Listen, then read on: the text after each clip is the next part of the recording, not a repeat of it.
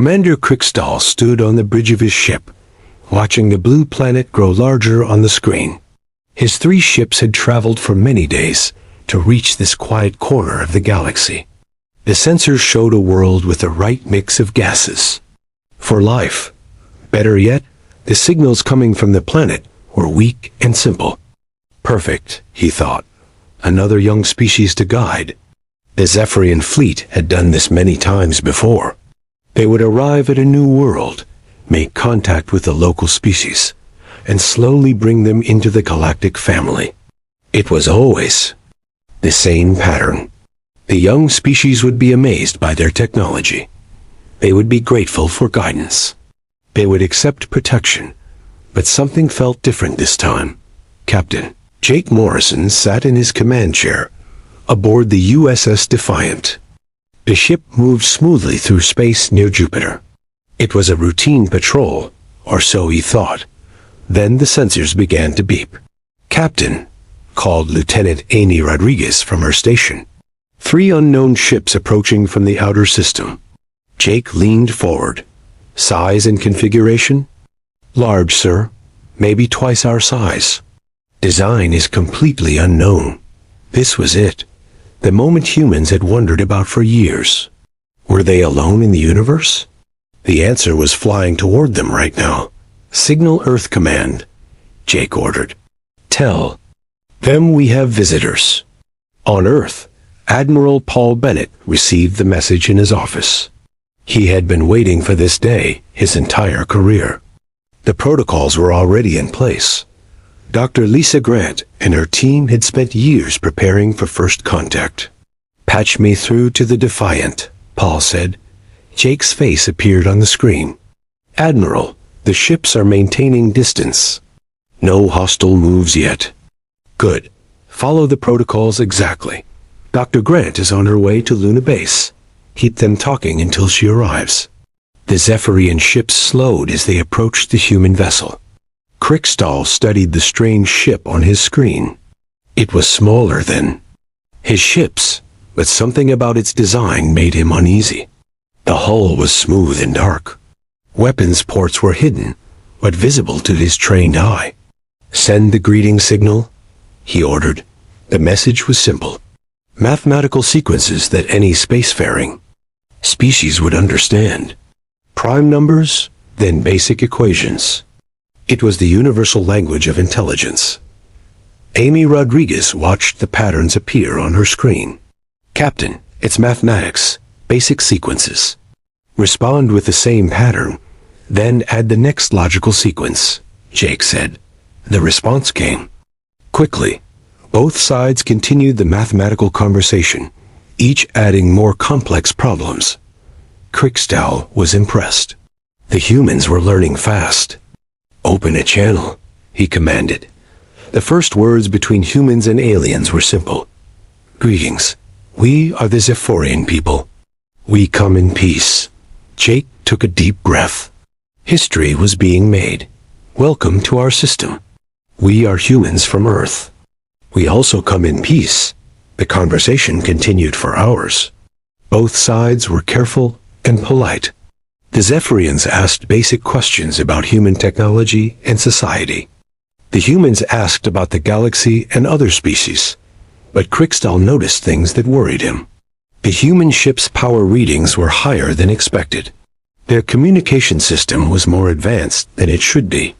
When he asked about their technology, the humans gave vague answers. Dr. Lisa Grant arrived at Luna Base and took over the conversation.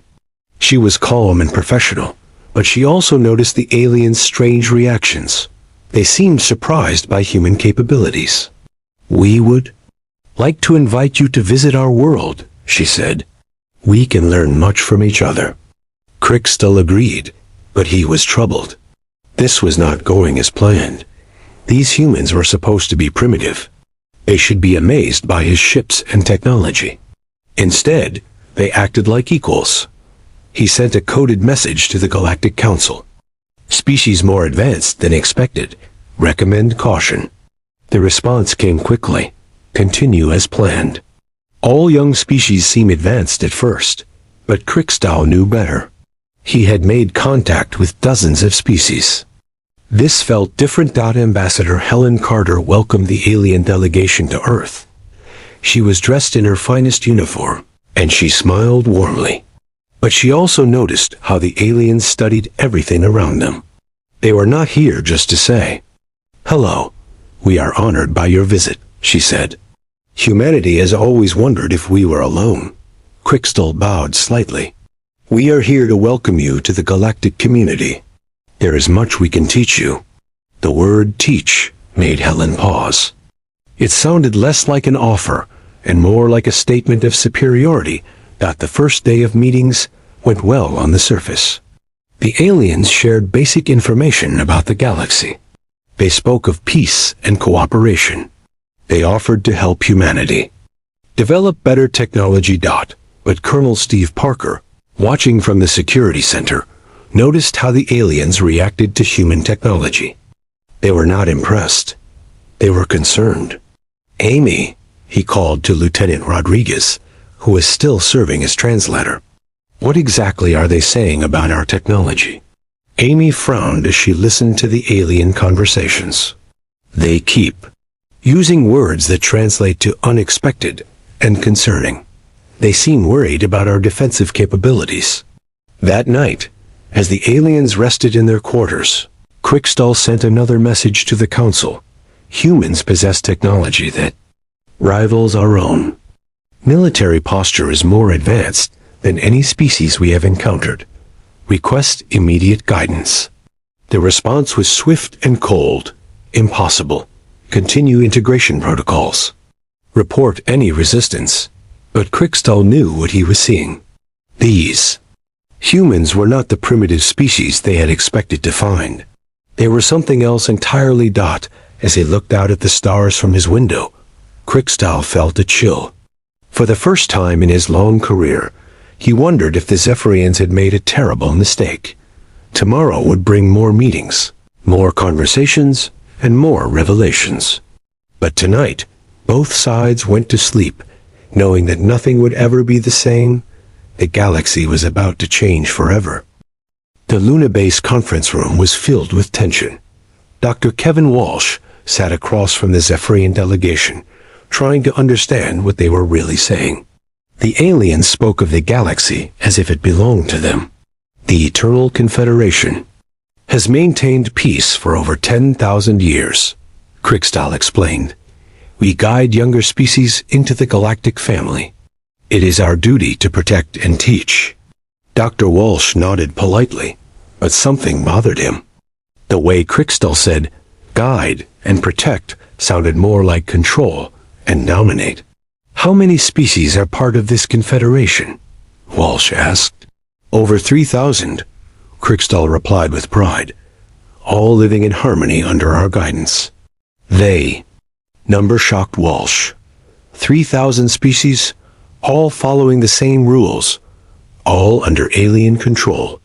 It sounded less like a family and more like an empire. On Earth, Colonel Steve Parker was having his own concerns. His intelligence team had been analyzing the alien technology. The results were disturbing.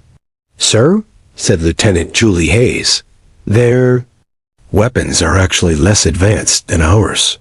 Their ships are bigger, but they use older technology, Steve frowned. That doesn't make sense. If they're so advanced, why are their weapons weaker? Maybe they don't need better weapons, Julie suggested. Maybe they've never faced real opposition. The thought made Steve's blood run cold. A galactic empire that had never been challenged. Thousands of species that had never fought back. It painted a very different picture of the peaceful Confederation. Back on Luna Base, Council Speaker Threndak arrived with a much larger alien fleet. Unlike Crystal's small group, this was clearly a show of force. 12 massive ships took position. Around the moon. Ambassador Helen Carter greeted the new arrivals with forced politeness.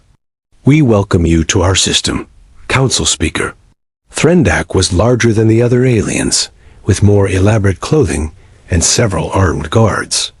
We come to formalize humanity's place in the galactic order, Your integration period is complete. The word integration made Helen's skin crawl. They were talking about humanity like it was being absorbed, not welcomed. We appreciate your offer, she said carefully, but humanity values its independence. We're interested in friendship, not integration. Threndak expression changed. His large eyes narrowed, and his guards stepped closer. Independence is not an option for young species. The galaxy is too dangerous. You need our protection. It was the first direct threat, and everyone in the room felt it. Dr. Chris Johnson was giving the aliens a tour of the medical facilities when everything changed. He was proud to show off humanity's latest achievements in medicine and technology. This is our nanomedicine lab, he explained. We can repair cellular damage at the molecular level. The aliens stopped walking. They stared at the equipment with expressions that looked like fear. Nanomedicine? One of them whispered. That technology was lost centuries ago. Chris was confused. Lost? We just developed it 5 years ago. The aliens exchanged worried looks. They spoke in their own language, but their tone was clearly alarmed. Engineer. Maria Lopez was having a similar experience in the power plant. She was explaining humanity's fusion reactors when the aliens suddenly became very quiet. The efficiency rating is 93%, she said proudly. We hope to reach 95% next year. The lead alien scientist made a choking sound. 93%? That's impossible. Our best reactors only reach 70%. Maria shrugged. We had some breakthroughs in magnetic containment. It wasn't that hard once we figured out the math. The alien looked like he was going to be sick. That evening, General Frank Williams hosted a dinner for the alien delegation. He was trying to be friendly and welcoming, but the conversation kept taking strange turns. Earth is beautiful, Threndak said, but it seems crowded. How many humans live here? About 8 billion, Frank replied. The alien delegation fell silent. They stared at him in shock. 8 billion? Threndak repeated. On one world? Yes, though we've been expanding. We have colonies on 12 star systems now. The silence stretched longer. Finally, Krikstal spoke in a shaky voice. 12 star systems? When did you achieve interstellar travel? About 30 years ago, Frank said. We've been busy. The aliens looked terrified. Later, Frank would learn why. Most Confederation species had populations of a few million. It took them centuries to colonize even one other world. Humanity had spread across 12 star systems in just 30 years. Captain Nancy Bell was discussing the Mars terraforming project when she noticed the aliens were no longer listening. They were staring at their communication devices with growing panic. Is something wrong? She asked. Threndak looked up with wide eyes. You're terraforming Mars? Changing an entire planet's atmosphere? Well, yes, Nancy said. It's a long process. But we're making good progress. The atmosphere is already 20% thicker than it was 50 years ago. The aliens began talking rapidly in their own language. Nancy didn't understand the words, but she could tell they were arguing about something important. Dr. Ryan Foster was the one who made the discovery that changed everything. He was an archaeologist who studied ancient human settlements. While preparing for the alien visit, he had been reviewing his research. Look at this, he told his assistant, showing her a star map. We found evidence of ancient human settlements on 17 worlds. All of them are in Confederation space. That's impossible, his assistant said. The aliens told us those worlds were uninhabited when they found them. That's what I thought too, Ryan said. But the evidence is clear. Humans were living on these worlds thousands of years ago. The implications were staggering. If humans had been in space for thousands of years, what happened to them? Where did they go? And why didn't modern humans know about it? Ryan immediately sent his findings to Earth Command. Within hours, Admiral Paul Bennett was on the phone with every major world leader. The situation has changed, he told them. The aliens haven't been telling us the truth. We need to reconsider everything. Back on Luna Base, the alien delegation was in crisis. Threndak was sending urgent messages to the Confederation capital. The humans were not what they seemed. They have technology we lost centuries ago, he reported. Their population is larger than most Confederation worlds combined. They've colonized 12 systems without our knowledge. And now we're finding evidence of ancient human settlements throughout the galaxy. The response from the Confederation was swift and terrifying. Implement containment protocols immediately. This species must be controlled before they become a threat to galactic stability. But it was too late for containment. Humanity was already too advanced, too spread out, and too independent to be easily controlled. As the night ended, both sides knew the truth. The aliens had come expecting to find a primitive species they could dominate. Instead, they had found something that might be more powerful than they were. The friendly first contact was over. Now the real game was about to begin. High Counselor Vexthara stood in the Great Chamber on Nexus Prime, the capital world of the Eternal Confederation. The massive room was filled with representatives from hundreds of species, all talking at once. A topic was the same everywhere. The humans' order. Vexthara called out, her voice echoing through the chamber. We will discuss this threat systematically. The word threat made many council members uncomfortable. The Confederation had not faced a real threat in over 1,000 years. They had grown comfortable with their power, used to being the strongest force in the galaxy. The reports from the human system are disturbing, Vexthara continued. This species possesses technology that rivals our own. Their military capacity is unknown, but appears significant. Most concerning, they show no interest in joining our Confederation. In the back of the chamber, younger council members whispered among themselves. They had grown up believing the Confederation was invincible. The idea that a single species could challenge them was terrifying. On Earth, Director Sam Mitchell was having similar concerns, but from the opposite perspective. His global intelligence agency had been studying the alien visitors, and what they found was not encouraging. The Confederation isn't what they claim to be, he told President Lara Davis during a classified briefing. They're not peacekeepers. They're conquerors who use pretty words. President Davis leaned forward. Explain. Every species they've guided has been technologically suppressed, Sam continued. Their populations are controlled. Their military forces are disbanded. They're not members of a confederation. They're subjects of an empire. The president's face went pale. And they want to do the same to us? They expected to, Sam said, but we're not cooperating with their plans. Agent Julie Hayes had been monitoring alien communications from a hidden facility in Colorado. Her team had broken the alien encryption codes weeks ago, but they had kept it secret. Now she was glad they had. The aliens are panicking, she reported to her supervisor. They're using terms like apex predator species and galactic destabilizer when they talk about us. Her supervisor, Agent Tony Martinez, frowned. What does that mean? It means they're scared, Julie said. Really scared. They're talking about humanity like we're some kind of monster that just woke up. The fear was not without reason. The aliens had designed their entire system around being the most advanced species in the galaxy. They had better technology, larger fleets, and more experience.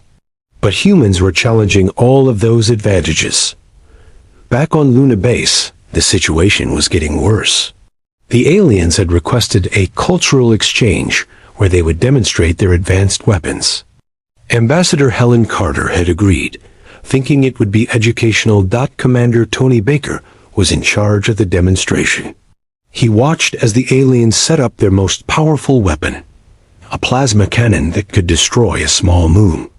This is the pinnacle of Confederation military technology, Thrindak announced proudly. It represents thousands of years of development. The weapon fired at a test target, vaporizing it completely. The alien delegation smiled with satisfaction. Impressive, Tony said politely. Would you like to see one of our defensive systems? The aliens agreed, expecting to see primitive human technology. Instead, Tony activated a shield generator that made the plasma blast look like a flashlight. The alien weapon fired again, this time at the human shield.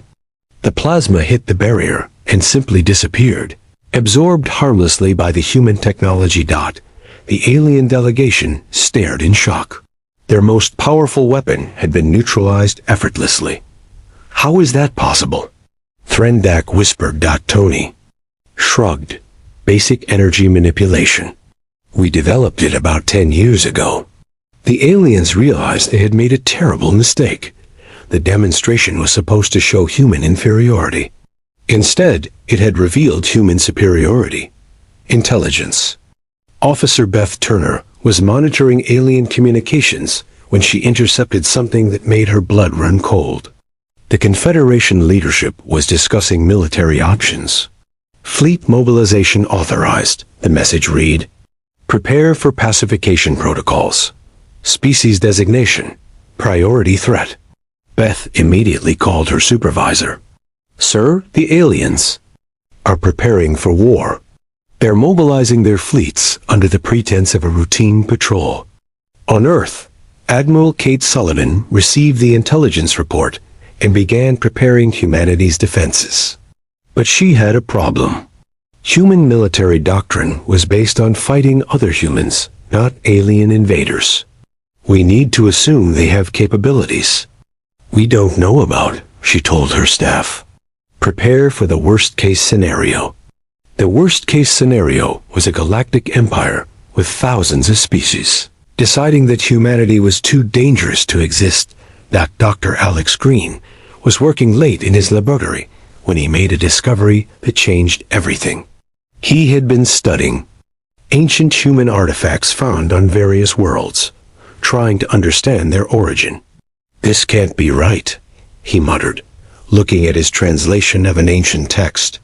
It says these artifacts are from the great human empire that ruled the galaxy 12,000 years ago. He ran the translation program again, but the result was the same. The artifacts were not from unknown aliens. They were from ancient humans. Alex called his research partner, Dr. Sarah Kim. Sarah, you need to see this. I think humans have been in space much longer than we thought. Sarah arrived within an hour and looked at the evidence. If this is true, then we're not newcomers to the galaxy. We're returning to it. The implications were staggering. If humans had once ruled the galaxy, what happened to them? Where did they go?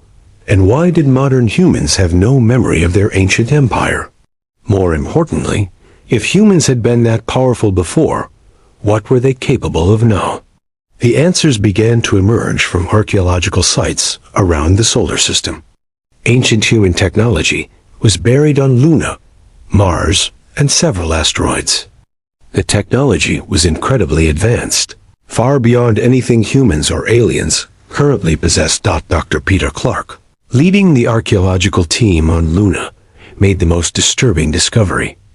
The ancient humans didn't die out, he reported. They deliberately shut down their technology and withdrew from the galaxy. Why would they do that? Asked his assistant. I don't know, Peter said. But the shutdown was voluntary and controlled. They left detailed records about how to reactivate everything.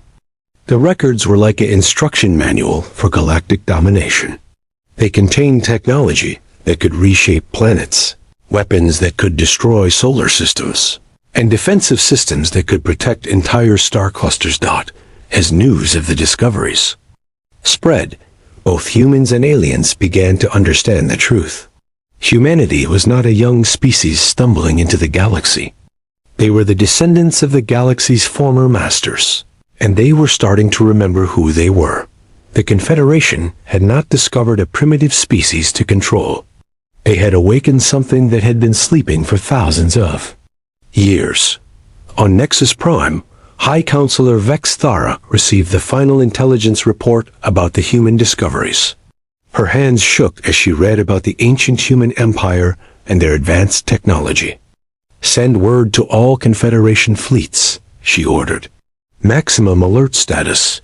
We are no longer dealing with a young species. We are facing the return of the galaxy's former rulers." But it was too late.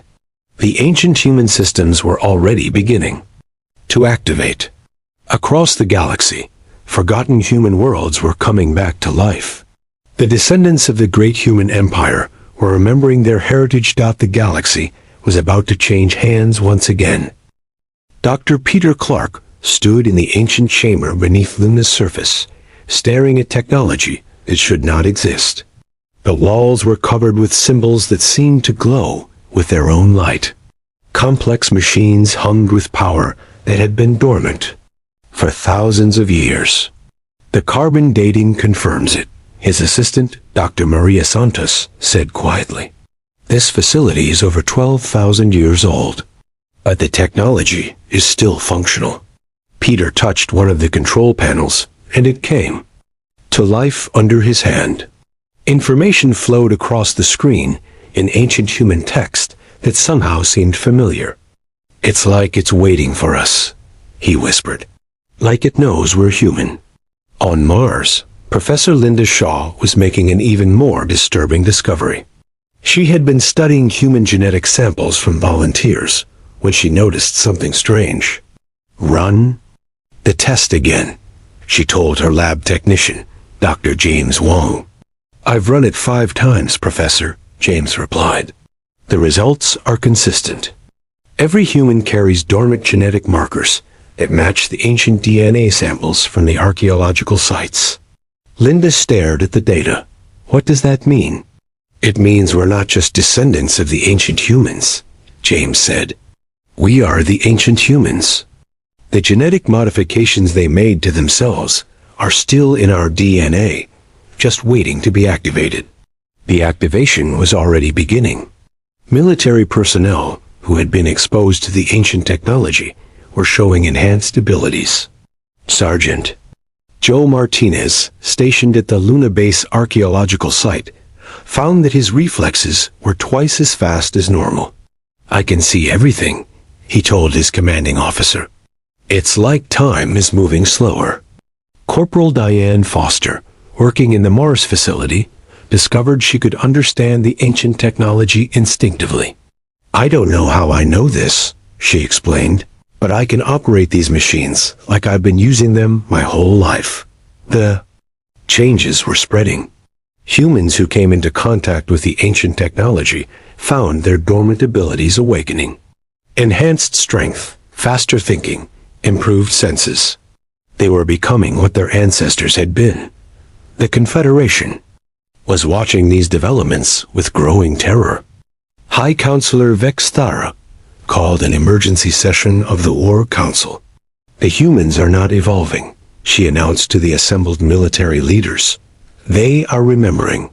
Our intelligence suggests they are the same species that once ruled the galaxy." General Thakmer, the Confederation's supreme military commander, scoffed. "Impossible. The ancient empire fell thousands of years ago. These humans are primitives from a backwater world." "The evidence says otherwise," Vex Thara replied coldly. "Their technology is advancing at an impossible rate. Their genetic structure is changing, and ancient defense systems throughout the galaxy are responding to their presence." She was right. On forgotten worlds across the galaxy, automated systems were coming online. Planets that had been empty for millennia were suddenly protected by energy shields that the Confederation could not penetrate. Fleet Admiral Rick Thompson was coordinating Earth's defense when the first Confederation attack came. It was disguised as a peacekeeping mission, But everyone knew it was an invasion. 12 Confederation fleets approaching from multiple vectors, reported Captain Sandra Lee from the command center. They're taking positions around the solar system. Admiral Thompson activated the defense protocols that had been hidden since. First contact. All units, implement Plan Alpha. Show them what we've really been building. The human ships that emerged from hiding were not the simple vessels the aliens had seen before. They were sleek, powerful, and equipped with technology that made the Confederation fleets look ancient. General Carroll Watson, commanding the Colonial Defense Forces, received similar reports from human settlements throughout the galaxy. The aliens are attacking all human colonies simultaneously, she reported, but our defenses are holding. The Confederation had expected an easy victory. Human technology was supposedly inferior. Human military forces were supposedly small. They were wrong on both counts. Commander Greg Davis, stationed on the frontier world of New Texas, watched as his defensive systems automatically activated. But look at those readouts. We're not just defending ourselves. We're dominating them. The ancient human defense network was awakening across the galaxy. Automated systems that had been dormant for 12,000 years were recognizing the genetic signatures of their creators' descendants. On Earth, Dr. Matt Turner was analyzing the data from the archaeological sites when he made the most important discovery of all. The ancient records contained the truth about humanity's past. The great human empire didn't fall, he announced to the Emergency Council. It withdrew, voluntarily. President Laura Davis leaned forward. What do you mean? The ancient humans realized that galactic domination was making them stagnant, Matt explained. They were so powerful that they had no challenges left. So they made a choice. They shut down their empire, scattered their people, and went into hiding. Why? To let the galaxy develop naturally, while they rediscovered what it meant to be human, Matt said. They wanted to return to their roots, to remember why they had become great in the first place. The plan had worked perfectly. Humanity had spent thousands of years developing art, culture, philosophy, and science without the burden of ruling the galaxy. They had become more human, not less, but now the galaxy needed them again. The Confederation had created a stagnant empire where innovation was discouraged and individual species were suppressed. It was exactly what the ancient humans had wanted to avoid. The final battle began when the Confederation's main fleet attacked Earth directly. High Counselor Vexthara herself led the assault, determined to destroy the human threat before it could spread. All ships target the human homeworld, she commanded. End this before it begins. But as the Confederation fleet approached Earth, something unprecedented happened. The planet's ancient defenses activated automatically. A shield of pure energy surrounded the world, protecting it from any attack. More than that, the ancient human capital ship emerged from its hiding place at the galaxy's core. The massive vessel was larger than entire Confederation fleets, and it was heading straight for Earth. Admiral Haight Sullivan watched in amazement as the ancient ship took position between Earth and the attacking fleet. It's protecting us, she whispered. After 12,000 years, it's still protecting us. The Confederation fleet fired everything they had at the ancient ship. Their weapons were absorbed harmlessly by shields that had been designed to withstand attacks from entire star systems. Then the ancient ship responded. A single pulse of energy disabled the entire Confederation fleet without destroying them. The aliens found themselves floating helplessly in space, their weapons offline, their ships powerless. It was not a massacre. It was a demonstration. The ancient humans had returned, and they were more powerful than ever. High Counselor Vexthara stared at the massive human ship in defeat. We have awakened something that should have stayed sleeping, she said quietly, but she was wrong. Humanity had not been sleeping. They had been growing, learning, and preparing for this moment. The galaxy's former rulers had returned, and they were ready to reclaim their place among the stars. The age of the Confederation was ending.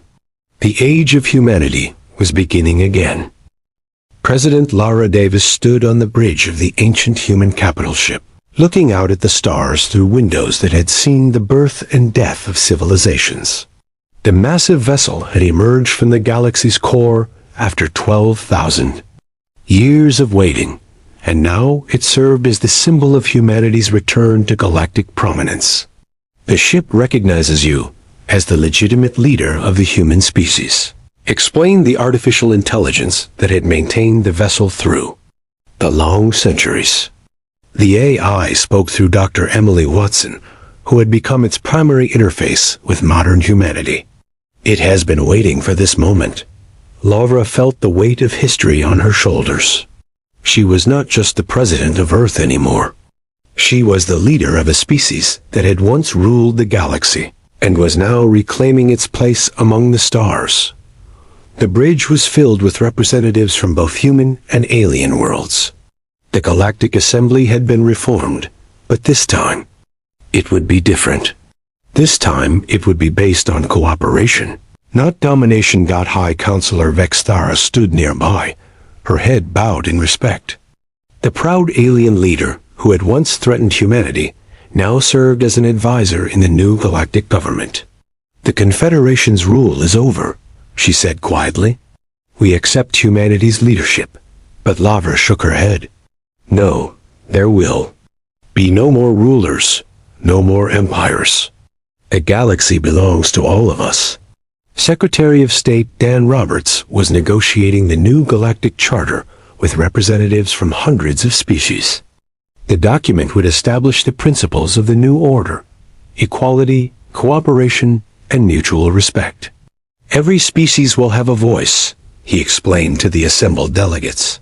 Every world will have the right to self-determination. There will be no more guidance from above. The alien delegates listened with expressions of wonder and fear. They had lived under the Confederation's rule for so long that they had forgotten what freedom felt like. Captain Tim Johnson commanded the first mixed human-alien crew aboard the redesigned Starship Enterprise. The integration was challenging, but it was working. Humans and aliens were learning to work together as equals. Set course for the Andromeda sector, he ordered. We have new worlds to explore. His first officer, former Confederation Commander Krixtall, acknowledged the order. The alien who had once seen humans as primitives now served proudly under human leadership. The unknown regions await us, Captain, Krixtall said. Together, we will discover what lies beyond the known galaxy.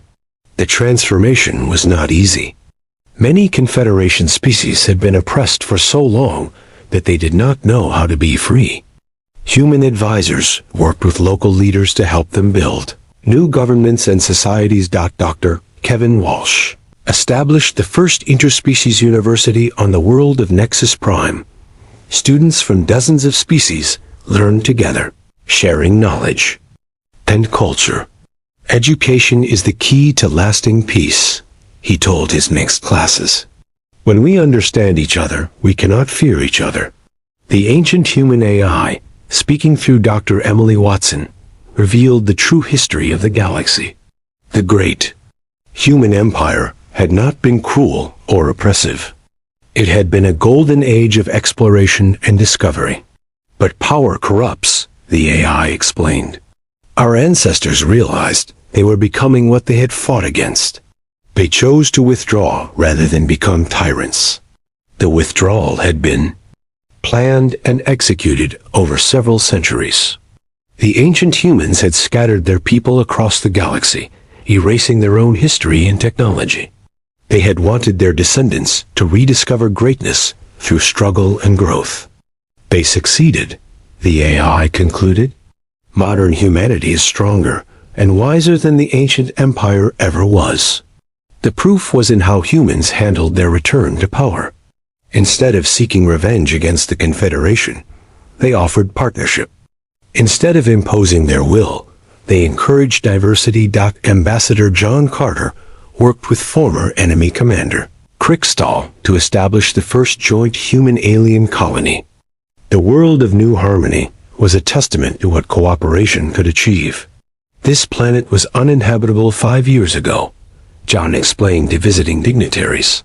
Now it supports 3 million inhabitants from 12 different species. The terraforming technology that made New Harmony possible was a fusion of human innovation and alien knowledge. Neither species could have achieved it alone.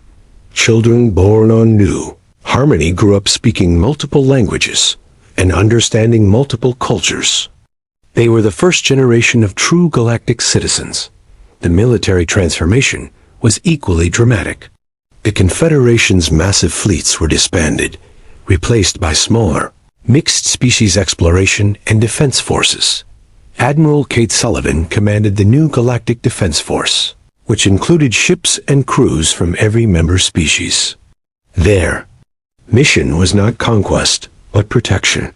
"We will defend the weak and explore the unknown," she announced at the force's inaugural ceremony. "We will be guardians, not conquerors." The economic changes were revolutionary. The Confederation had controlled trade and technology, keeping member species dependent. The new system encouraged innovation and competition. Dr. Lisa Grant established the Galactic Research Institute, where scientists from all species worked together on breakthrough projects. The Institute's first success was a new form of faster-than-light travel that made exploring distant galaxies possible. "Science knows no species boundaries," she told her diverse research teams. "Knowledge belongs to everyone." The Cultural Renaissance was perhaps the most important change. For thousands of years, the Confederation had suppressed individual cultures in favor of uniformity. Now, each species was free to express its unique heritage. Art galleries on every world displayed works from dozens of different species. Music that blended human melodies with alien harmonies filled concert halls. Literature that explored universal themes through different perspectives became popular across the galaxy. Engineer Maria Lopez led the project to restore damaged worlds that had suffered under Confederation rule. Her teams used advanced human technology, combined with alien knowledge, to heal planets that had been strip-mined or polluted. "Every world deserves a chance to flourish," she said as she watched forests grow on a planet that had been barren for centuries. "We're not just rebuilding. We're making things better than they ever were."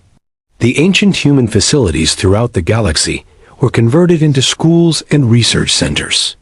The technology that had once been used for war was now dedicated to peaceful purposes. Dr. Peter Clark, who had discovered the first ancient facility on Luna, became the director of the Archaeological Preservation Society. His mission was to protect and study the remnants of the old empire while ensuring they were used wisely. "The past teaches us," he explained to his students, "but it should not control us.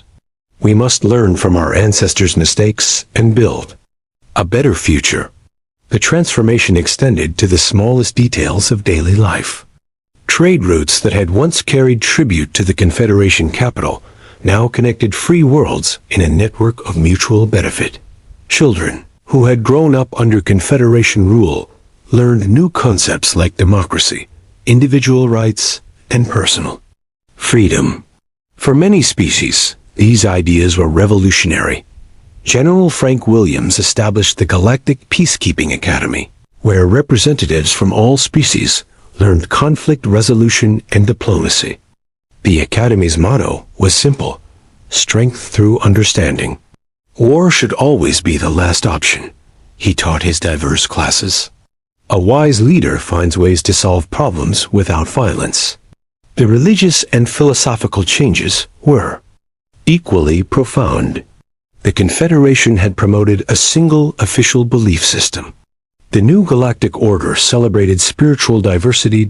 Ambassador Helen Carter organized the first Galactic Interfaith Council, bringing together religious leaders from hundreds of species.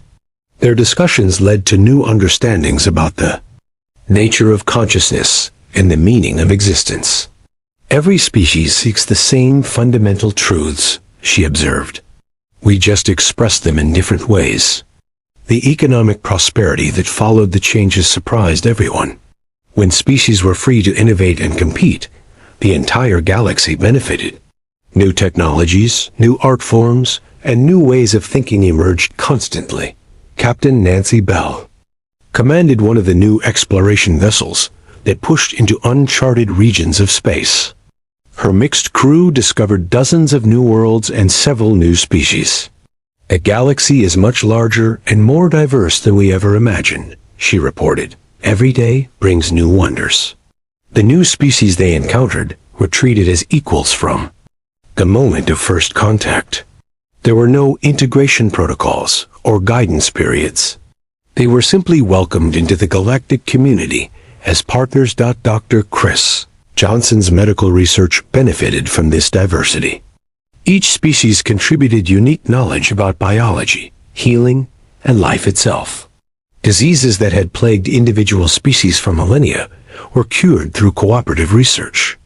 Life finds infinite ways to express itself, he mused while studying samples from a newly discovered species. Our diversity is our greatest strength. The ancient human AI gradually transferred its knowledge to the new generation of galactic citizens. It taught them about the dangers of power and the importance of humility. Your ancestors chose to give up their empire because they understood a fundamental truth, the AI explained through Dr. Emily Watson. True strength comes no. Captain James Miller stood on the bridge of the HSS Defiant. His eyes were fixed on the main screen that showed the border between human space and the vast stellar empire. The ship hung in space like a knife pointed at the heart of humanity's greatest enemy. "Status report," Miller said. His voice was calm but firm. "All systems ready, Captain," replied Tom Foster from the engineering station. "The new shield is at full power. Weapons are charged." Miller nodded. He was a tall man, with short gray hair and eyes that had seen too many battles. The crew around him worked quietly. They all knew what was at stake. For 20 years, the Stellar Empire had pushed humans back, taking colony after colony. The aliens thought humans were weak. They called humans soft creatures in their messages. The Empire controlled a third of the galaxy and saw humans as nothing more than pests to be removed. "Communications, any word from command?" Miller asked. Anna Wells shook her head. "Nothing new, sir. Our orders stand.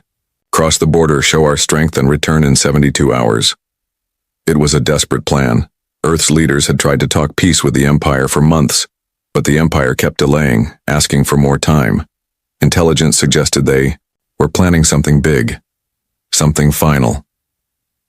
So here was the Defiant, humanity's newest and most advanced warship, about to do what no human ship had done in 5 years, cross into Empire space on purpose.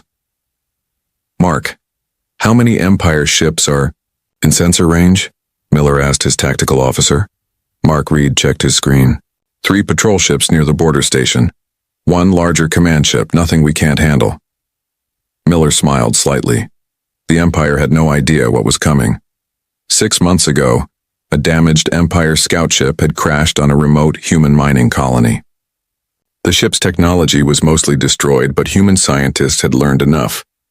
The Defiant now carried weapons and shields based on Empire designs, but improved by human engineers. "Time to move," Miller said. "Helm, take us across the border at half speed. Let them see us coming." The massive ship began to move. The Defiant was beautiful in a dangerous way. Its dark hull was shaped like an arrow with 2 swept-back wings that housed the main engines. Unlike the round, bulky ships of the Empire, the Defiant was sleek and sharp. As they crossed the invisible line that marked Empire territory, alarms immediately sounded on the bridge. "They've spotted us," Wells reported. "Border station is scanning us heavily." Miller nodded. "Let them look. Don't respond to any messages, yet." Minutes passed as the Defiant moved deeper into Empire space. The crew was tense, but Miller seemed relaxed in his command chair. He had fought the Empire before and lost good people. This time would be different. Incoming transmission. From the border station, Wells announced. Audio and visual. On screen, Miller ordered. The main screen changed to show an alien face. Admiral Kren of the Empire was reptilian with dark green scales and yellow eyes with vertical pupils. His uniform was decorated with symbols of rank and battle honors. Human vessel, Kren said, his voice translated by the ship's computer. You have entered Empire space illegally. Turn back immediately or be destroyed.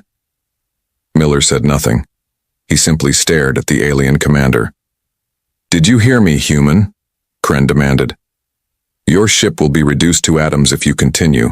The Empire does not tolerate trespassers. Miller nodded to Wells, who opened the channel. This is Captain James Miller of the HSS Defiant. We are on a peaceful mission of exploration. Kren's scales darkened with anger. Exploration? Do not insult me. That ship is clearly a warship, the largest human vessel ever to cross our border. Return to your space now. Miller leaned forward. We will continue our mission, Admiral. If you wish to escort us, you're welcome. To try. He signaled Wells to cut the connection.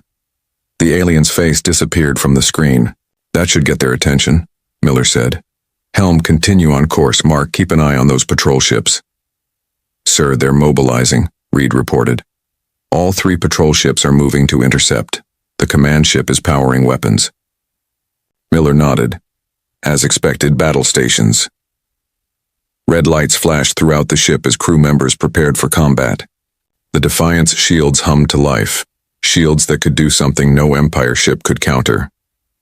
Sir, I'm picking up communications between the border station and Empire High Command, Wells said, her fingers moving quickly over her console. They're calling for reinforcements. 15 ships are responding. 15 ships against 1, Foster said with a small smile. Hardly seems fair. For them, Reed added. Miller stood up and walked to the front of the bridge, looking at the tactical display. The Empire patrol ships were forming a blockade ahead. They were Striker-class vessels, fast, well-armed, and normally more than a match for human ships. Normally. They're in weapons range, Reed announced. They're charging main cannons. Defensive pattern Delta, Miller ordered. Activate the mirror shield when they fire. The Defiant shifted position, presenting its smallest profile to the enemy ships. On the screen, green energy built up around the Empire vessels as they prepared to fire. Incoming! Reed shouted. Brilliant green beams shot from the patrol ships racing toward the Defiant. In any previous encounter, this would have been the end of the human ship. But as the beams reached the Defiant, something impossible happened. The ship's shields glowed with a silvery light, and the green beams bent around the hull. Then, like light hitting a mirror, they reflected back, striking 2 of the patrol ships with their own weapons. One Empire ship exploded instantly. The other spun out of control, its engines dead. Direct hit on 2 targets, Reed reported, his voice tight with excitement. The 3rd patrol ship is backing away. The command ship is holding position. The bridge crew let out a cheer, but Miller raised his hand for silence. That was just the greeting, he said. Helm, continue on course. Let's show the Empire what one human ship can do. On the Empire command ship, Admiral Kren stared at his screen in disbelief. Impossible, he whispered. How did they reflect? Our weapons? He turned to his second-in-command. Send word to High Command. The humans have technology we don't understand. This is no ordinary warship. His eyes narrowed. And order all available battle cruisers to converge on this position. Whatever this human ship is, it must not return to Earth. As the Defiant moved deeper into Empire space, Miller knew they had made the statement Earth needed. But this was just the beginning. The real test would come when the Empire realized that humans were no longer prey. They were predators. The Empire squadron grew larger on the Defiant's sensors. 15 warships now surrounded the lone human vessel, their weapons charged and ready. The ships were arranged in a sphere formation, leaving no escape path. They've completely encircled us, Captain, Mark Reed said from the tactical station. His fingers moved quickly over the controls as he analyzed the enemy ships. 5 heavy cruisers, 10 lighter attack vessels. Captain Miller stood calmly, hands clasped behind his back. Status of our systems? Mirror shield at full power. Engineer. Foster replied. Main weapons charged. The new drive system is running perfectly. Miller nodded. Against 15 Empire ships, any normal human vessel would have surrendered or been destroyed. But the Defiant was far from normal. Sir, incoming transmission from the lead cruiser, Anna Wells announced.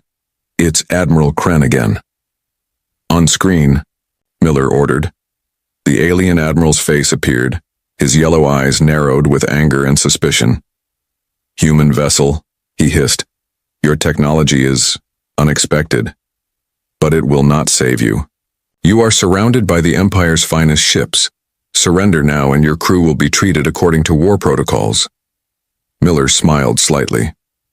Admiral Kren, we have no hostile intentions toward the Empire. We are simply demonstrating our right to travel through space. Lies, Kren snarled. No peaceful ship carries weapons that can reflect our energy beams. No exploration vessel crosses a military border. This is your final warning. Power down your weapons and shields, or we will destroy your vessel. Miller looked around at his crew. Each face showed determination. They had trained for this moment for months. I'm afraid we can't do that, Admiral, but I give you my word. We will not fire first. He signaled Wells to cut the transmission. He's angry, Reed observed. Wouldn't you be? Miller replied. Their weapons bounced back at them. That's never happened before. The Empire thinks they have the most advanced technology in the galaxy. He turned to the crew. They're about to learn they're wrong. Energy buildup detected in all Empire vessels. Reed announced, they're preparing to fire. All hands brace for impact, Miller called over the ship-wide system. Activate mirror shield and prepare countermeasures. The Defiant's special shield hummed to life, covering the ship in a silvery glow. Unlike normal shields that absorbed energy, this one used Empire technology, improved by human engineers, to reflect attacks back at their source. They're firing, Reed shouted. Green beams from 15 ships converged on the Defiant from all directions. The bridge crew held their breath. This was far more firepower than they had faced at the border. The shield flared brilliantly as it absorbed the energy, then pulsed. Reflected beams shot back in all directions, striking 3 Empire ships with their own weapons. 2 smaller vessels exploded instantly. A larger cruiser spun out of control, its engines dead. 3 ships disabled. Reed reported, excitement in his voice. The others are backing off to regroup. Miller nodded. Now it's our turn. Target weapons systems only. I don't want any unnecessary casualties. Show them what we can do. Reed's fingers flew over the console. Targeting locked, sir. Fire. The Defiant's weapons were nothing like the simple lasers and missiles that human ships had used before. These new pulse cannons fired concentrated bursts of energy that could pierce Empire shields, like they weren't even there. Blue energy bolts shot from the Defiant, striking 4 Empire ships with surgical precision. Their weapon systems exploded in showers of sparks and metal. Direct hits on all targets, Reed reported. 4 more ships disabled but crews alive. Miller nodded with satisfaction. Continue the pattern. Weapons and engines only. The Defiant moved with incredible speed, darting between the Empire ships. Its new drive system, another technology adapted from Empire designs, allowed it to change direction instantly without the delay human ships normally experienced. On his command ship, Admiral Kren watched in growing horror as the single human vessel disabled ship after ship without taking damage. His tactical officer approached cautiously. Admiral, we need to retreat and regroup, the officer suggested. This human ship has technology we've never seen before. Retreat? Kren snarled. From a single human vessel? Never. Sir, they've disabled 7 of our 15 ships without a single casualty. They're only targeting weapons and engines. If they wanted to destroy us completely, they could have. Kren's scales darkened with rage, but he knew the officer was right. Order all functional ships to pull back and send an emergency transmission. To High Command, tell them—" He hesitated, hardly believing what he was about to say. "Tell them we need reinforcements. As many as they can send." Back on the Defiant, the crew watched as the remaining Empire ships retreated. "They're backing off, Captain," Reed said. "We did it." "For now," Miller replied. "But they'll be back with more ships. Many more." Wells turned. From her communication station, her face serious. "Sir, I've been monitoring Empire transmissions since we crossed the border. I've detected something concerning." "What is it, Lieutenant?" "Their encryption is good, but our new systems can break it. They're talking about something called the Planet Killer." She looked up at Miller. "Sir, it sounds like they're building a weapon to destroy Earth. The diplomatic talks were just a delay tactic while they finish building it." Silence fell over the bridge as the implications sank in. "Are you certain?" Miller asked. "Yes, sir. I've cross-referenced multiple transmissions. This isn't just a regular weapon. From what I can piece together, it's designed to destroy an entire planet, specifically Earth." Miller's face hardened. "Our mission just changed. We were sent here to show our strength, but now we need to find proof of this weapon and warn Earth." He turned to the helm officer. "Set course deeper into Empire territory. We need to find more information about this Planet Killer." "Sir," Foster spoke up from engineering, "if we go deeper, we might not make it back. Even with our new technology, there are thousands of Empire ships." Miller nodded. "I know the risks. But if this Planet Killer is real, and we do nothing, there might not be an Earth to return to." He looked around at his crew. "The choice is yours. I won't order anyone to continue this mission." One by one, the bridge crew nodded their agreement. They had all lost friends and family to the Empire's expansion. If Earth was threatened, there was no choice. "Very well," Miller said. "Wells, keep monitoring those transmissions. Try to locate where this weapon is being built. Foster, I need the engines and shield at peak performance. Reed, prepare defensive strategies for when we encounter more Empire ships." As the Defiant changed course and accelerated deeper into enemy territory, Miller stared at the stars on the main screen. What had begun as a show of force had become a desperate race against time to save humanity itself. The hunt had begun. "Stealth systems active," Engineer Foster reported as he finished the final adjustments. "We're now invisible to standard Empire sensors." The Defiant moved silently through Empire space, its hull now absorbing rather than reflecting energy. This was another feature the human engineers had developed, the ability to hide completely from enemy detection. Captain Miller stood at the center of the bridge, looking at the star map that showed their position deep in Empire territory. They had been traveling for 10 hours since their battle with Kren's squadron. "How long can we maintain stealth?" Miller asked. 6 hours at our current speed," Foster replied. "After that, the system needs to cool down or it might damage the engines." Miller nodded. 6 hours should be enough. "Wells, any progress on locating this Planet Killer?" Lieutenant Wells looked up from her communications console. "Yes, sir. I've pieced together information from multiple Empire transmissions. The weapon is being built at a place called Thorn Base. It's a research facility in the Vega sector." She displayed the location on the star map. "That's 3 hours from our position," Reed noted from Tactical. "Deep in Empire territory." "What kind of defenses should we expect?" Miller asked. Reed studied his screen. "Based on intercepted transmissions, Thorn Base has the latest defense systems, orbital cannons, shield generators, and at least 30 ships on patrol duty." Miller frowned. Even with the Defiant's advanced technology, those were impossible odds in a direct fight.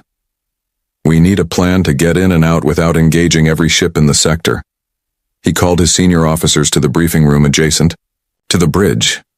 Miller, Wells, Foster, and Reed gathered around the tactical table, which displayed a holographic image of the Vega sector. "A direct approach is suicide," Reed stated plainly. "We need something unexpected." Foster nodded in agreement. "The Defiant gives us an edge, but we're still outnumbered 1,000 to 1. One ship, no matter how advanced, can't fight an entire empire. What about this?" Wells pointed to a small moon orbiting the 4th planet in the system. Intelligence reports suggest Thorn Base receives supply shipments through this moon base.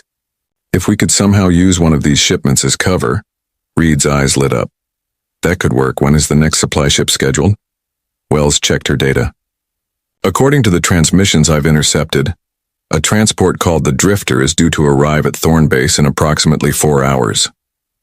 If we could get their clearance codes, Miller mused, we might be able to approach the base without raising alarms. I can work on that, Wells offered. Their communications encryption is good, but our systems are better. Miller nodded. Get those codes. Foster, how quiet can you make our approach? With minimal power to non-essential systems, we could reduce our energy signature to match a standard Empire transport, the engineer replied. Good, Miller said. Reed, prepare a small team for possible ground infiltration. If we can get close enough to the base, we might need to send people in to gather direct evidence of this weapon. As the officers returned to their stations to prepare, an alert sounded on the bridge. Captain, called the sensor officer. Multiple ships entering the sector. Large vessels. Imperial battle cruisers. Miller rushed back to the bridge. On the main screen, he could see at least 10 massive Empire ships moving into position. At the center was a vessel twice the size of the others. What is that? Miller asked, pointing to the enormous ship. Reed checked his tactical display. According to Empire identification signals, that's the World Ender. Their most powerful warship, and... He paused, his expression grim. It's commanded by Admiral Kren. He's looking for revenge, Miller said quietly. Sir? Wells called from her station. They're scanning the entire sector. They know we're here somewhere, but they can't pinpoint our location while we're in stealth mode. Miller watched as the Imperial fleet spread out in a search pattern. Can they detect us if they come close enough? Foster nodded. Within 10,000 kilometers, their sensors might pick up our heat signature even with stealth active. Then we need to stay far away from those ships, Miller decided. Plot a course around their search pattern. We still need to reach Thorn Base. Captain, Wells interrupted. I've got something. I've intercepted the clearance codes for the Drifter. And there's more. The real supply ship has been delayed by engine problems. It won't arrive for another 12 hours. Miller smiled for the first time in hours. That's our window. If the real ship is delayed, we can impersonate it without worrying about the original showing up. He turned to Foster. Can you make us look like an Empire transport on their sensors? The engineer thought for a moment. I can modify our energy signature to match a standard Empire transport. From a distance, they'll see what they expect to see, just another supply ship. Do it, Miller ordered. Wells, be ready with those clearance codes when we approach Thorn Base. Reed, keep tracking those battle cruisers. I want to know if any of them come within detection range. The crew moved with purpose, each focused on their task. The Defiant changed course, carefully navigating around the searching Imperial fleet. On the bridge of the World Ender, Admiral Kren stared at the sensor display with growing frustration. His scales had darkened to a deep green, a sign of his anger. Nothing, Admiral, reported his sensor officer. We've scanned 40% of the sector with no sign of the human vessel. They're here, Kren insisted. That ship didn't return to human space. Our border sensors would have detected it. A communication officer approached nervously. Admiral, a message from Emperor Vex. He demands an update on the human intruder. Kren's eyes narrowed. The Emperor rarely involved himself directly in military matters. This human ship must have caused more concern than he realized. Tell the Emperor that we are pursuing the human vessel and will capture or destroy it before it can reach any sensitive locations. After the officer left, Kren's second-in-command spoke quietly. Admiral, what if they already know about the planet killer? Impossible, Kren snapped. That project is the Empire's most closely guarded secret. The humans can't possibly know about it. Then why are they here? Why send their most advanced ship deep into our territory? Kren had no answer. He returned his gaze to the sensor display, watching as his ships continued their search. Double the scan intensity, he ordered.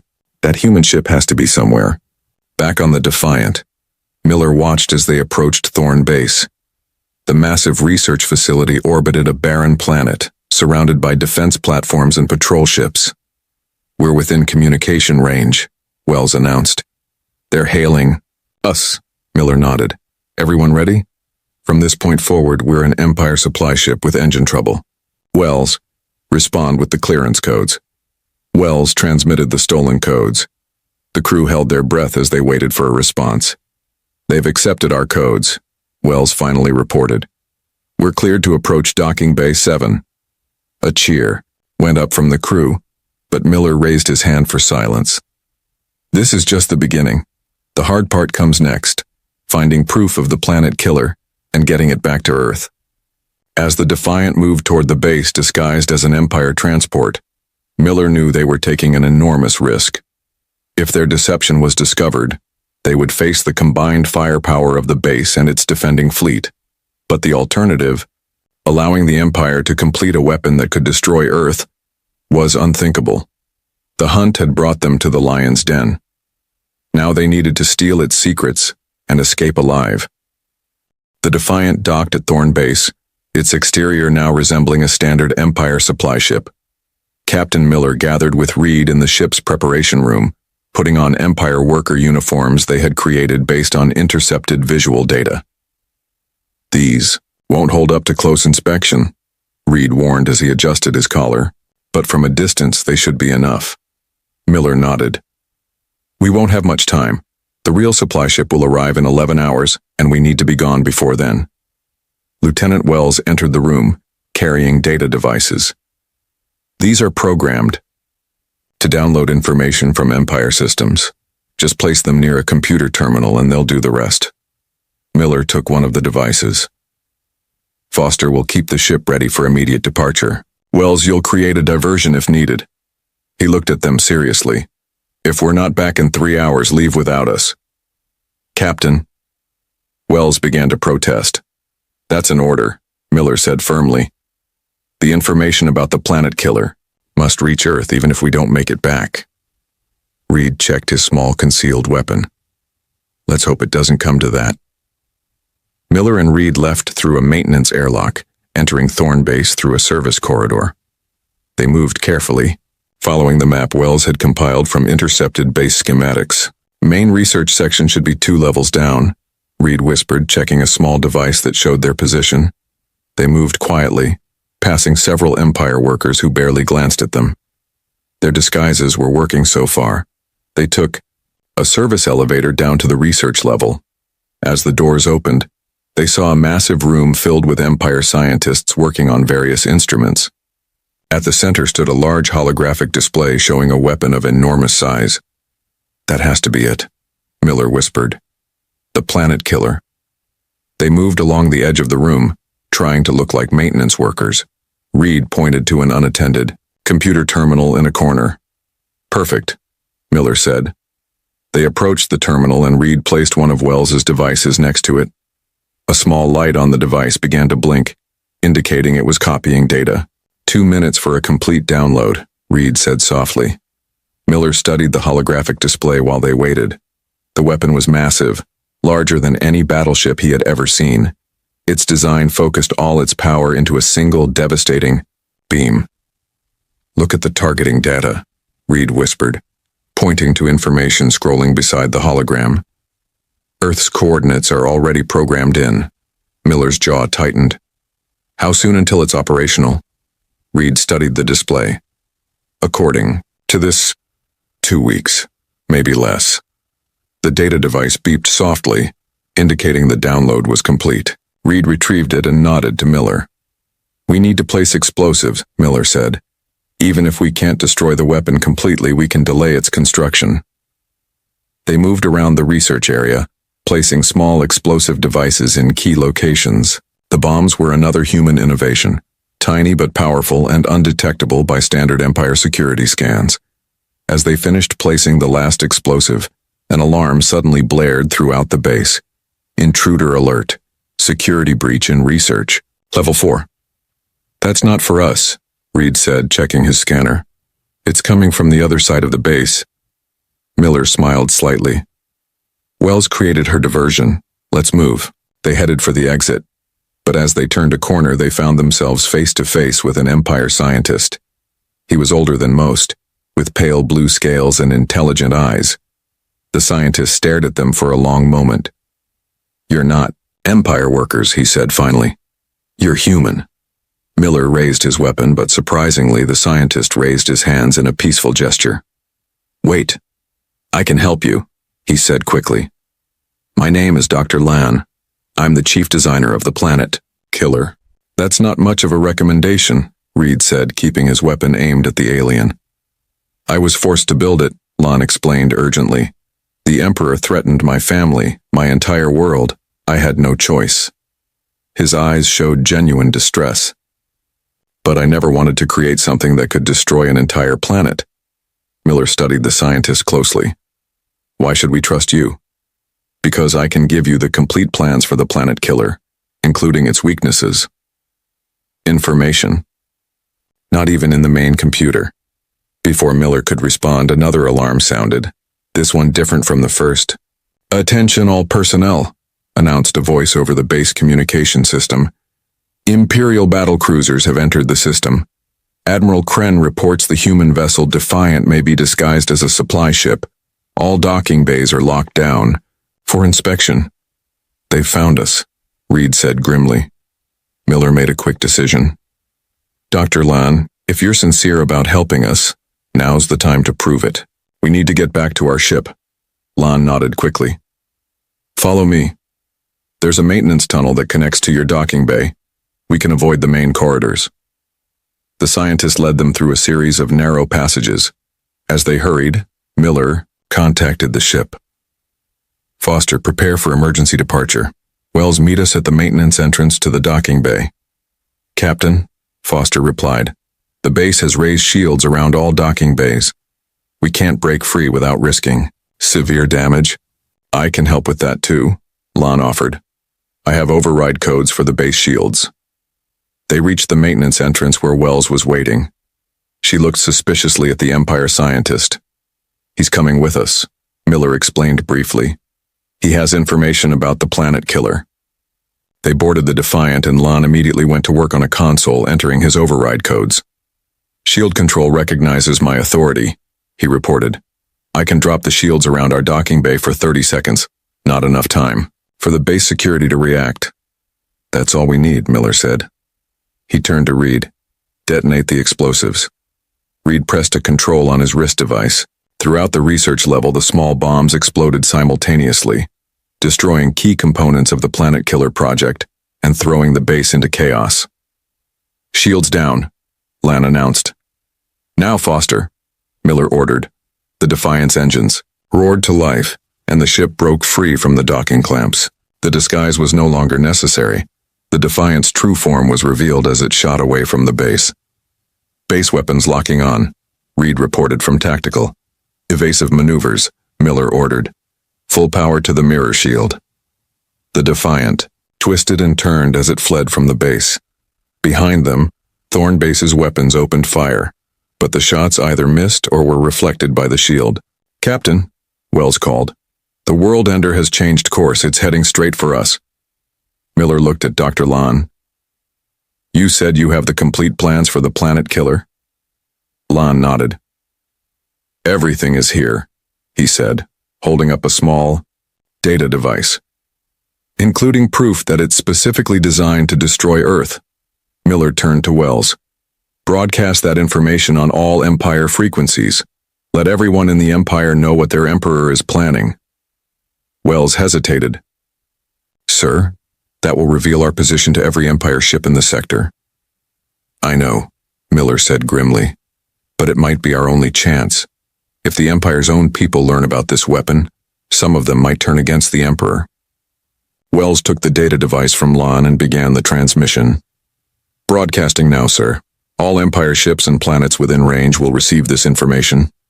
As the Defiant raced away from Thorn Base, with the World Ender in pursuit, the truth about the planet killer spread across Empire communication channels. The revelation that would shake the foundations of the Stellar Empire had begun. A lone human warship crosses the border. The Empire freezes in fear. Part 5. The Turning Tide. The Defiant raced through space, pushing its engines to maximum power. Behind them, the massive World Ender led a fleet of Empire battlecruisers in pursuit. Distance to Empire border? Captain Miller asked, standing firm despite the ship's violent maneuvers. 4 hours at current speed, the helm officer replied. But the World Ender is gaining on us. Miller turned to Foster. Can we go any faster? The engineer shook his head. Not without risking engine failure. We're already pushing beyond safety limits. On the main screen, they could see the enormous shape of the World Ender growing larger. The Empire flagship was truly a terrifying sight.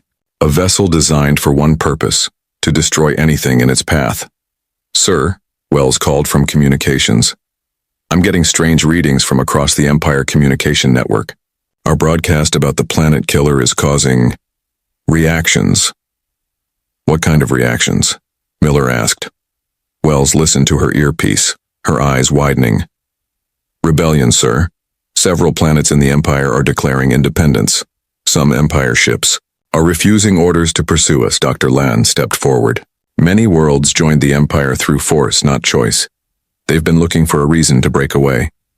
Learning that the Emperor planned to build a weapon that could destroy entire planets has given them that reason.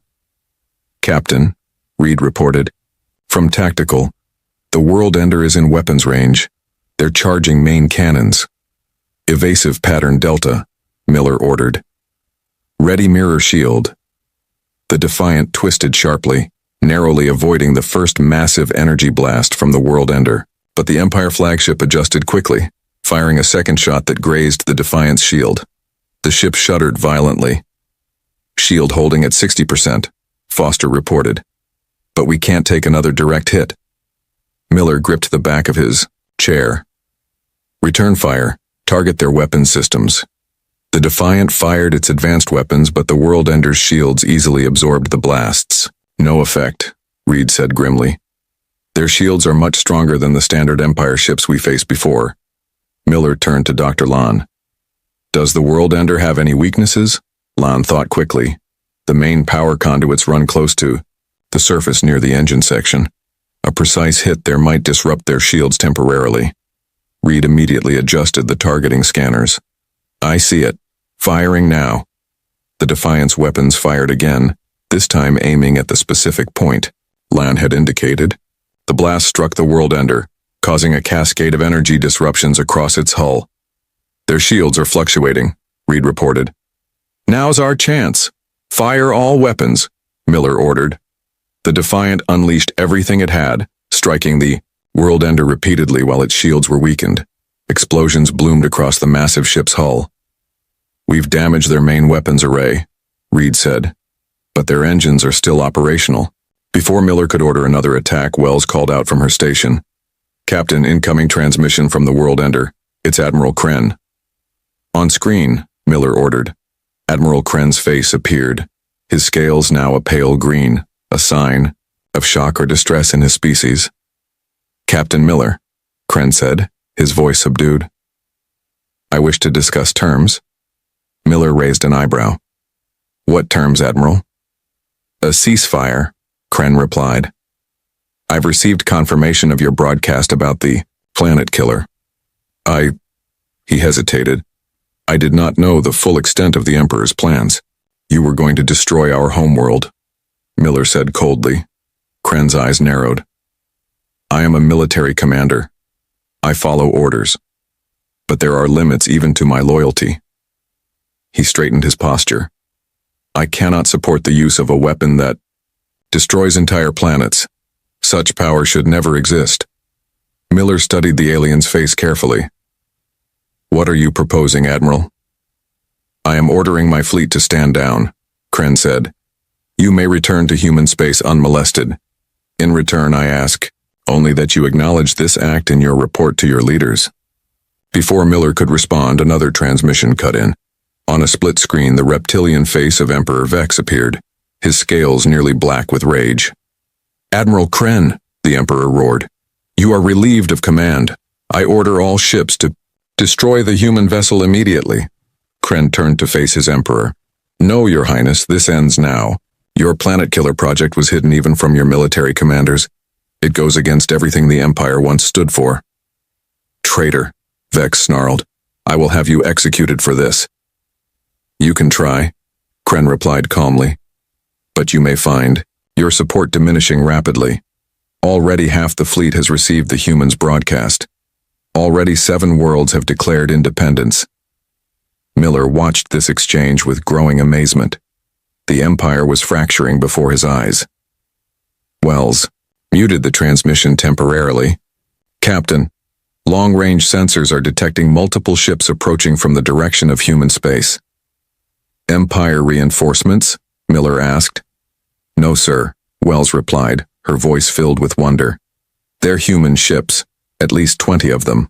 The Mo. Main screen shifted to show a fleet of vessels identical to the Defiant approaching rapidly. This is Admiral Chen of Earth Command, came a transmission. Defiant, do you require assistance? Miller laughed in relief. Admiral, your timing is perfect, but the situation has changed. He quickly explained the rebellion spreading through the Empire and Kren's ceasefire offer. As the human fleet joined the Defiant, Admiral Kren's ships moved to one side, no longer in attack formation. The remaining loyal Empire ships, unsure what to do without direct orders, held their positions. Captain Miller, Admiral Chen said, your mission was to buy us time to complete our fleet. You've done far more than that. You've given us an opportunity to end this war. Over the next few hours, representatives from Earth met with Admiral Kren and leaders from the breakaway Empire worlds. The beginning of an alliance formed, not through conquest, but through a shared desire for peace. On the bridge of the Defiant, Miller stood with his crew, watching as human and alien ships moved peacefully in the same space for the first time in decades. Did you ever imagine it would end like this? Wells asked quietly. Not in my wildest dreams, Miller admitted. One ship against an empire. Dr. Lon approached him. It wasn't just your ship, Captain. It was what you represented. A species that fights not to conquer, but to protect. News arrived that Emperor Vex had been overthrown by his own royal guard. The Empire was transforming, breaking into smaller alliances and independent worlds. Admiral Kren later met with Miller face to face. The alien commander looked at the human with newfound respect. We thought humans were weak because you hadn't conquered many worlds, Kren said. We never understood that your real strength wasn't in domination, but in innovation and determination. Miller nodded. And in knowing when to stand alone against an empire. As the Defiant prepared to return to Earth, Miller looked at the stars on the main screen. What had begun as a desperate mission had changed the course of galactic history. Humanity, once considered an insignificant species facing extinction, had reshaped the power structure of half the galaxy, all because one ship had dared to cross a border,